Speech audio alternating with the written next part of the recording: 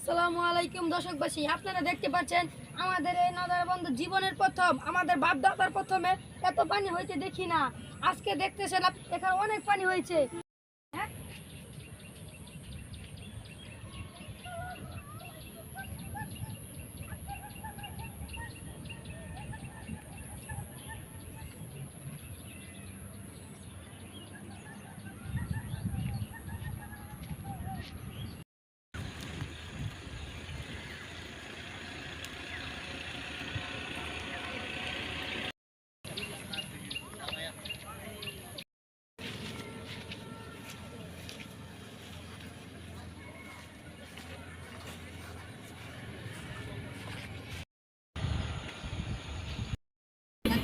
জীবনের প্রথম আমাদের এই নদরে বন্ধ এতটুকু পানি হয়েছে।